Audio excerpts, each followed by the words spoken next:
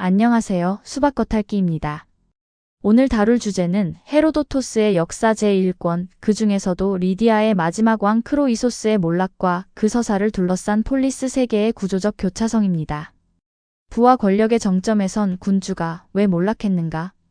신탁은 거짓말을 했는가? 아니면 인간이 스스로 속았는가? 그리고 아테네와 스파르타의 내부 사정이 왜 이 이야기 한가운데에 끼어드는가? 이 모든 질문에 답하면서 헤로도토스가 역사 서술을 통해 무엇을 말하려 했는지를 함께 살펴보겠습니다. 헤로도토스는 서양사학사의 기념비적 저작인 역사를 집필한 인물로 흔히 역사의 아버지라고 불립니다. 역사는 총 9권으로 구성되어 있으며 각 권은 뮤즈 여신의 이름을 따서 붙여졌습니다. 오늘의 주제인 제1권의 이름은 클리오, 역사의 뮤즈입니다. 이 1권은 동방의 거대한 제국과 서방의 헬라스 세계가 어떻게 충돌하게 되었는지를 추적하는 거대한 지적 기획의 출발점입니다. 헤로도토스가 주목한 가장 중요한 전환점은 신화적 납치 이야기나 신들의 분쟁이 아니었습니다. 그는 인과관계를 추적 가능한 인간의 행위 속에서 찾고자 했습니다. 이것이 바로 헤로도토스를 단순한 이야기꾼이 아닌 탐구라는 방법론을 역사의 최초로 적용한 사람으로 평가받게 하는 이유입니다. 헤로도토스가 이 장대한 서사의 첫 번째 주요 인물로 내세운 인물은 리디아의 마지막 왕, 크로이소스입니다. 크로이소스는 기원전 561년경부터 547년까지 리디아를 통치했으며 아시아 군주 중 최초로 이오니아와 아이올리스 등 아나톨리아 서해안의 그리스 도시국가들을 정복하고 조공을 강요한 인물입니다. 동시에 그는 그리스 문명에 깊이 매료되어 막대한 부를 델포이 신전에 헌납한 역설적인 존재이기도 합니다. 팍톨루스 강에서 흘러나오는 사금으로 쌓아 올린 그의 부는 당대 세계 최고 수준이었습니다. 그러나 헤로도토스가 크로이소스를 서사의 전면에 배치한 이유는 단순히 그가 부유했기 때문이 아닙니다. 크로이소스의 부상과 몰락이 신탁의 모호성, 인간의 인식론적 한계, 그리고 권력과 부의 덧없음을 보여주는 가장 완벽한 프리즘이었기 때문입니다. 이제 크로이소스와 키루스의 전쟁이 어떻게 전개되었는지 군사적 지리적 관점에서 살펴보겠습니다. 이 섹션에서는 두 가지를 함께 다룹니다. 하나는 헤로도토스의 기록과 현대 고대사학계의 교차 검증을 통해 재구성한 사건의 연표이고, 다른 하나는 이 전쟁이 벌어진 지리적 공간, 즉 할리스강, 프테리아, 사르디스의 지정학적 의미입니다. 기원전 6세기 중반 아나톨리아 반도의 패권은 리디아, 메디아, 바빌로니아, 이집트라는 4개의 거대 권력이 유지하고 있었습니다. 그러나 기원전 559년 페르시아의 키루스가 메디아의 아스티아게스를 타도하면서 이 균형이 급격히 무너지기 시작합니다. 먼저 연표의 출발점은 기원전 585년 5월 28일 할리스강 전투입니다. 이 전투는 리디아의 알리아테스와 메디아의 키악사레스가 맞붙은 싸움인데, 전투 도중 갑자기 일식이 발생합니다. 하늘이 어두워지자 양측은 싸움을 멈추고 평화 조약을 맺었습니다. 이 일식을 사전에 예언했다고 전해지는 인물이 바로 밀레토스의 철학자 탈레스입니다. 이 이야기에 대해서는 뒤에서 더 자세히 다루겠습니다. 그 다음 기원전 561년부터 547년 사이 크로이소스의 즉위와 팽창입니다. 크로이소스는 아나톨리아 서해안의 그리스 도시국가들을 차례로 복속시켜 공납체제를 확립했고, 당대 세계에서 손꼽히는 부국을 건설했습니다. 그리고 기원전 550년경 신탁시험이 있었습니다. 크로이소스는 페르시아를 상대로 전쟁을 결정하기 전 그리스 아나톨리아 리비아의 주요 신탁소들을 직접 검증하는 실험을 감행합니다. 특정 날짜에 자신이 무엇을 하고 있는지를 맞추게 하는 방식이었죠.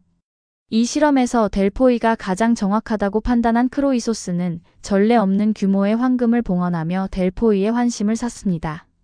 기원전 548년경 크로이소스는 헬라스 세계에서 가장 두각을 나타내던 스파르타와 군사 동맹을 체결합니다. 가장 강력한 헬라스 국가를 동맹으로 삼으라는 델포이의 조언을 따른 것이었습니다. 이후 기원전 547년 가을, 크로이소스는 군대를 이끌고 할리스 강을 건너 카파도키아로 진격합니다. 프테리아 인근에서 페르시아군과 맞붙은 이 전투에서 양측은 막대한 사상자를 내며 승패를 가리지 못했습니다. 그리고 같은 해 겨울 결정적인 사건이 벌어집니다. 바로 사르디스 함락입니다. 겨울이 오자 크로이소스는 동절기 전쟁 중단이라는 당대의 군사적 관행에 따라 용병과 동맹군을 전격 해산했습니다. 이듬해 봄, 이집트 바빌로니아 스파르타의 집결을 요청하며 사르디스로 철수한 것이죠. 그러나 키루스는 이 관행을 보란듯이 깨고 겨울을 틈타 신속하게 사르디스 앞 평원까지 기동했습니다. 낙타 부대를 전면에 배치하는 기상천외한 전술로 세계 최강의 리디아 기병대를 무력화하고 단 14일 만에 사르디스를 함락시킵니다. 할리스 강, 오늘날 터키의 크즐르르막 강은 이 전쟁의 가장 핵심적인 지정학적 무대입니다. 헤로도토스는 이 강을 리디아 제국과 메디아, 그리고 이후 페르시아 제국을 가르는 거대한 자연적 경계이자 문명적 분수령으로 설정합니다. 크로이소스가 이 강을 건너는 행위는 단순한 군사적 이동이 아니었습니다. 그것은 과거 알리아테스 시대에 맺어진 오리엔트 세계의 평화 조약을 완전히 파기하고 기존 국제 질서의 정면으로 도전하는 상징적 행위였습니다. 서양사의 맥락에서 자주 언급되는 루비콘강 도하와 같은 역사적 무게를 지닌 결단이었던 것입니다. 도하 방식에 대해 헤로도토스는 크로이소스가 기존에 존재하던 교량을 이용했다고 직접 밝힙니다.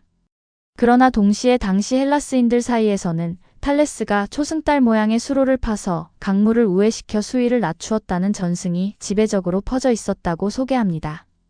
이오니아 자연철학자들의 공학적 역량이 군사작전에 투사되었다는 신화적 기억이 반영된 대목이죠. 할리스 강을 건넌 크로이소스의 군대가 당도한 곳은 카파도키아의 요충지 프테리아입니다. 헤로도토스의 묘사에 따르면 프테리아는 흑해 연안의 시노페와 거의 일직선상에 위치한 카파도키아 제1의 전략 요충지였습니다. 현대 고고학계에서는 오늘날 터키의 케르케네스 다흐 유적을 이 프테리아의 유력한 후보지로 꼽고 있습니다. 이 지역은 방어에 유리한 고원지대였으며 사르디스를 출발한 크로이소스의 원정 루트는 트몰루스 산맥을 넘어 척박한 내륙 아나톨리아 고원을 가로질러야 하는 험난하고도 기나긴 여정이었습니다. 프테리아에서 벌어진 첫 번째 전투는 엄청난 사상자를 낸 채 승패를 가리지 못하는 혼전으로 끝났습니다.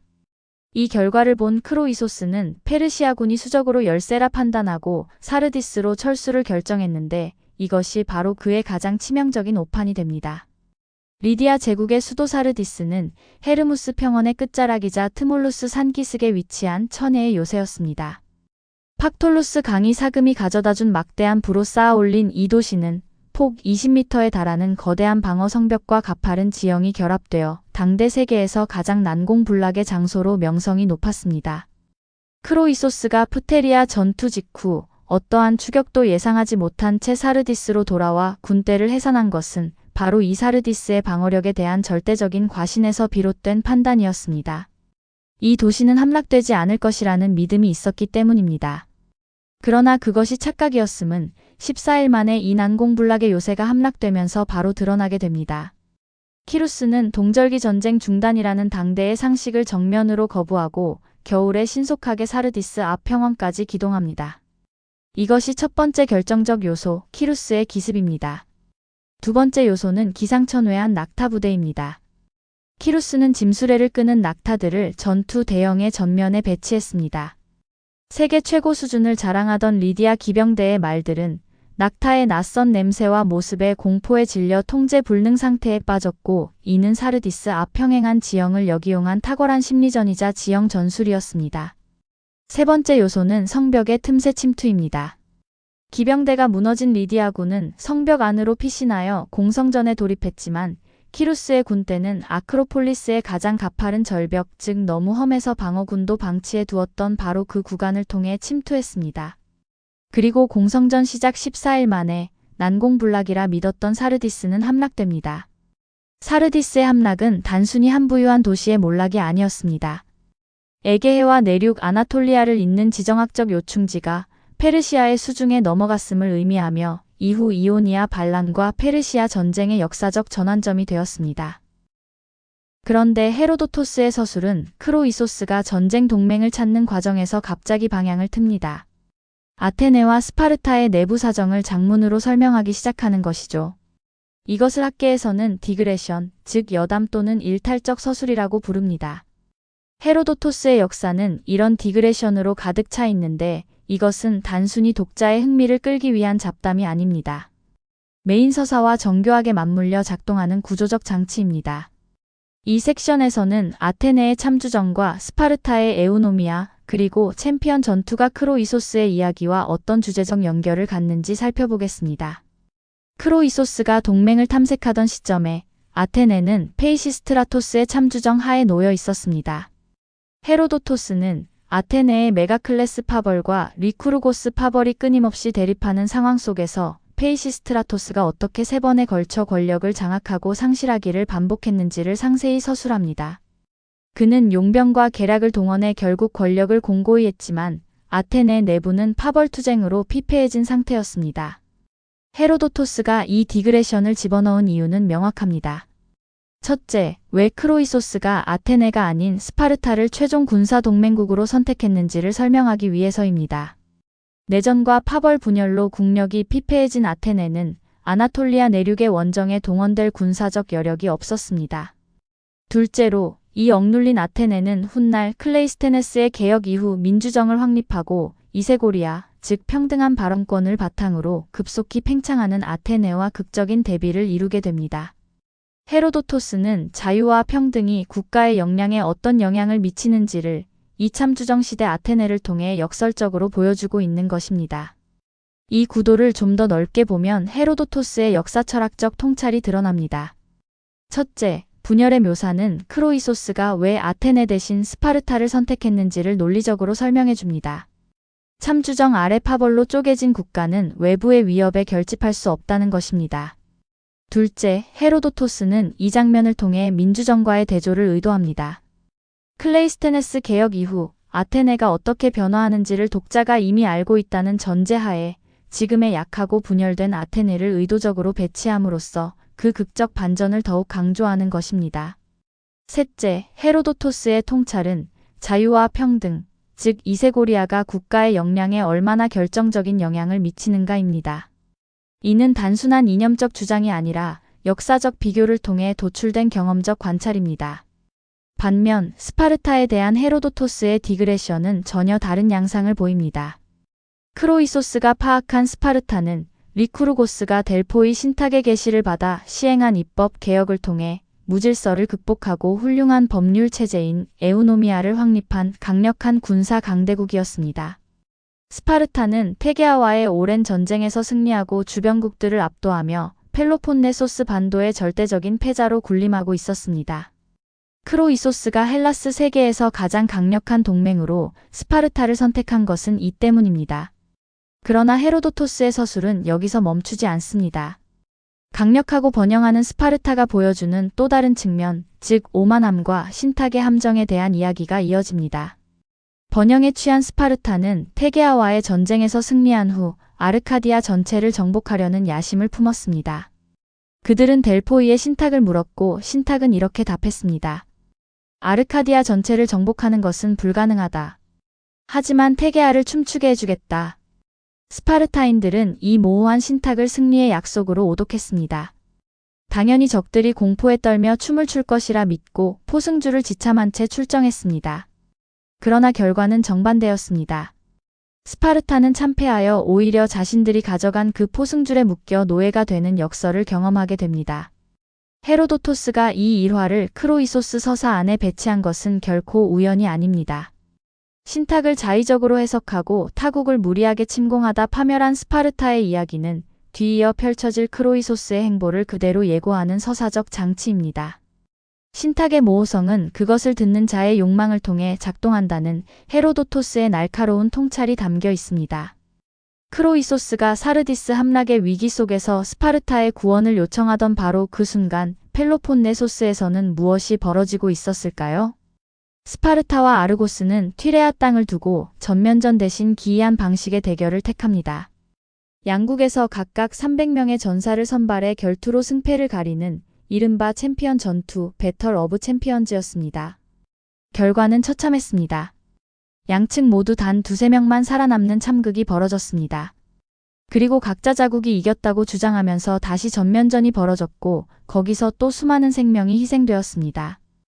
헤로도토스는 동맹국 리디아가 절체절명의 위기에 처한 순간 스파르타가 자국의 영토 분쟁이라는 협소한 이익에 완전히 매몰되어 있었음을 이 대목에서 드러냅니다. 폴리스 세계의 배타적 이기주의, 그리고 전쟁 자체의 덧없음을 폭로하는 장면입니다. 이 무익한 소모전은 크로이소스의 운명만큼이나 허망한 결말을 향해 달려가고 있었습니다.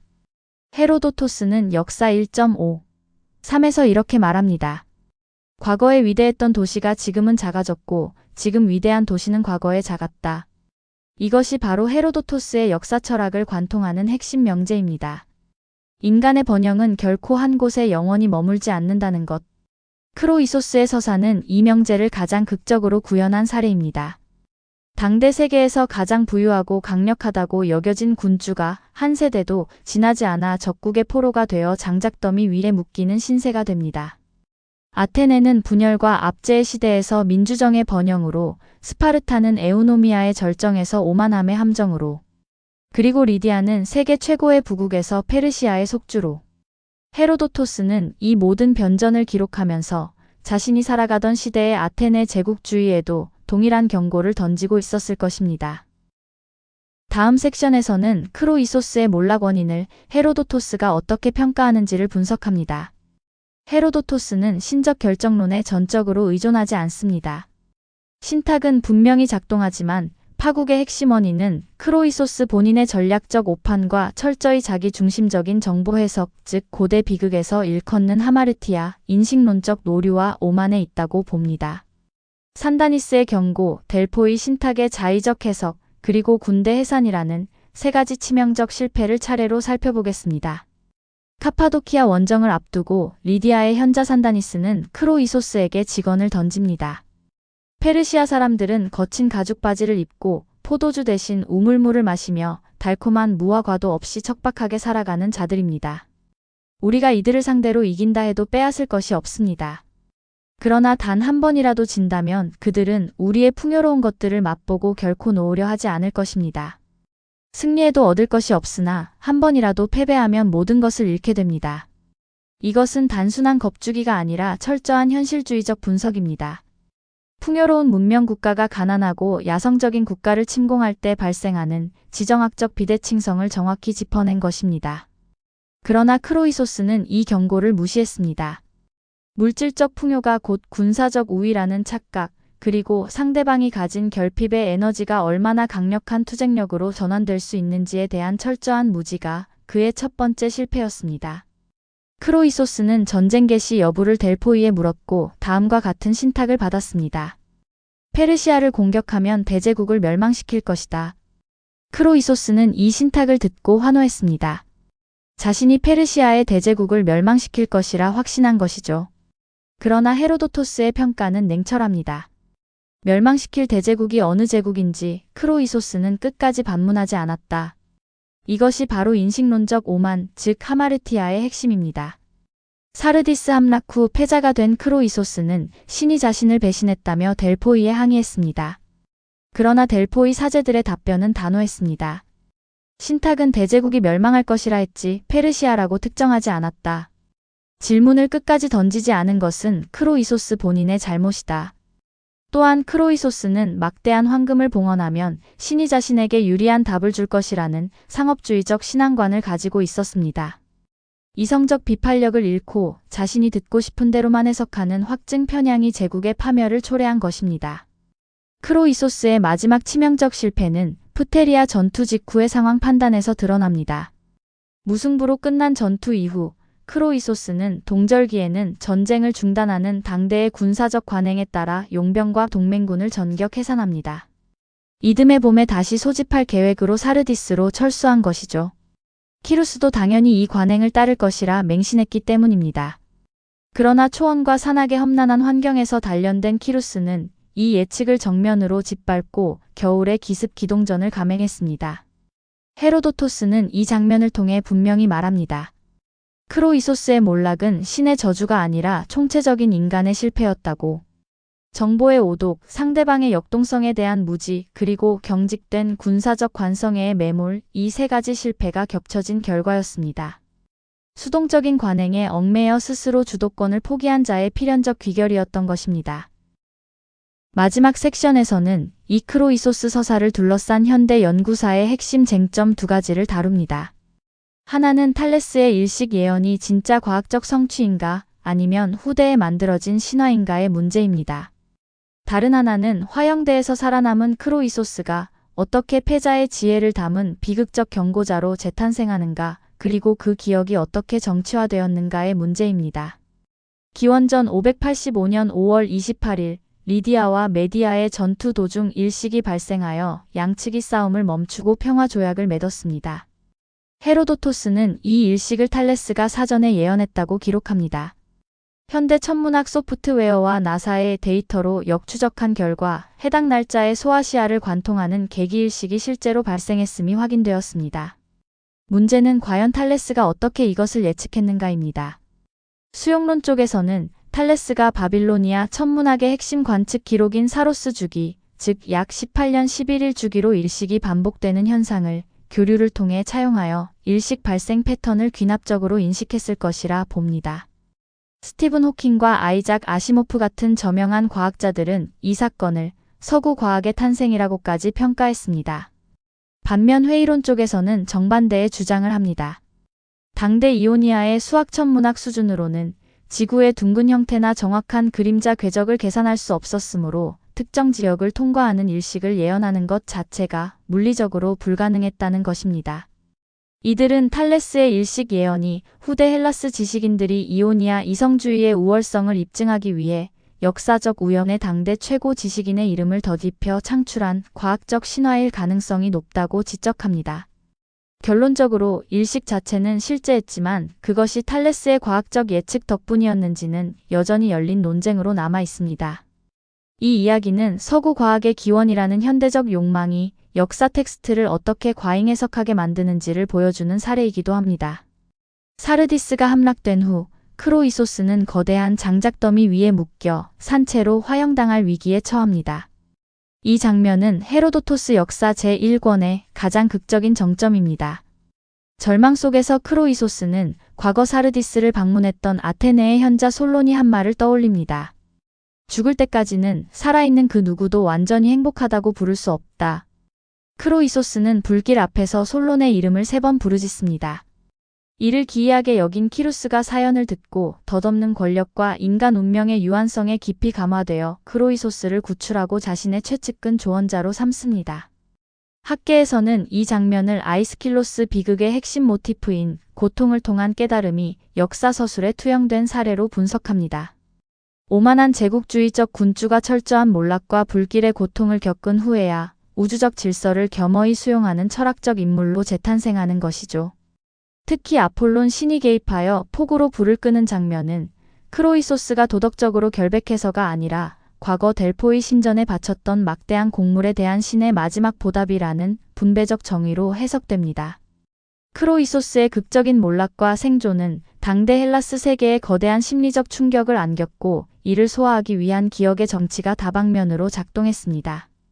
기원전 5세기 초 마이슨이 제작한 암포라 도기화에서 크로이소스는 노예의 불길 앞에서도 위험 있게 옥좌 형태의 장작더미에서 헌주를 올리는 당당한 모습으로 묘사됩니다. 바클리데스의 송가에서는 아폴론 신이 직접 개입하여 신심 깊은 그를 신화적 낙원인 히페르보레아로 데려가는 것으로 미화됩니다. 현실의 비참함을 종교적으로 승화시킨 것이죠. 그러나 헤로도토스는 이런 신화적 구원 서사를 거부하고 크로이소스를 현실 정치의 무대로 끌어내립니다. 목숨을 건진 크로이소스는 병사들에게 약탈당하는 사르디스를 바라보며 키루스에게 다가갑니다. 그리고 말합니다. 저들이 약탈하는 것은 이미 당신의 재산입니다. 그는 제우스 신에게 11조를 바친다는 명목으로 문지기들을 통해 그 약탈물을 압수하라고 제안합니다. 헤로도토스는 이 조언을 신앙심의 발로가 아니라 승자의 군대가 품을 탐욕을 제어하고 군주의 부를 독점하도록 돕는 마키아벨리즘적 기만술의 정수로 평가합니다. 철저한 패자는 살아남기 위해 가장 기민하고 냉소적인 지혜를 발휘해야 했던 것입니다. 크세노폰의 키루스의 교육 등 후대 문헌에도 크로이소스가 페르시아 궁정의 조언자로 여생을 보냈다는 기록이 교차 검증됩니다. 그러나 헤로도토스 텍스트의 독보적인 가치는 그를 단순한 패전국 관료로 전락시키지 않고 승자 곁에 머물며 권력의 유한성과 팽창주의의 위험성을 끊임없이 상기시키는 역사의 거울이자 비극적 경고자로 형상화했다는 점에 있습니다. 오늘 살펴본 크로이소스의 몰락은 단순한 과거사가 아닙니다. 헤로도토스는 이 이야기를 통해 팽창주의에 대한 근본적인 경고를 던집니다. 부와 군사력의 우위가 결코 영원하지 않으며 상대방의 역동성과 결핍의 에너지를 과소평가하는 것이 얼마나 치명적인지를. 델포이 신탁의 모호성은 인간이 그것을 어떻게 해석하느냐에 따라 승리의 예언도 파멸의 예언도 될 수 있습니다. 자신이 듣고 싶은 것만 듣는 확증 편향은 개인뿐 아니라 제국을 무너뜨립니다. 헤로도토스는 패자의 지혜를 빌려 역사의 변전을 논합니다. 크로이소스라는 철저한 패자를 통해 자신이 살아가던 시대의 승자들에게 서늘한 질문을 던지는 것이죠. 지금 번영하고 있는 당신은 과연 언제까지 위대할 것인가? 권력과 부의 본질에 대한 이 질문은 기원전 5세기의 청중에게만 유효한 것이 아닙니다. 현대의 우리에게도 여전히 유효합니다. 오늘도 수박 겉핥기와 함께 해주셔서 감사합니다. 헤로도토스의 역사 제한권은 단 하나의 이야기가 아닙니다. 크로이소스의 몰락을 중심으로 리디아와 페르시아의 지정학, 아테네와 스파르타의 정치체제, 신탁과 과학의 경계, 그리고 기억의 정치까지 거대한 지적 건축물이 켜녀이 쌓여 있는 텍스트입니다. 다음 에피소드에서도 이 거대한 텍스트의 또 다른 층위를 함께 파고들겠습니다.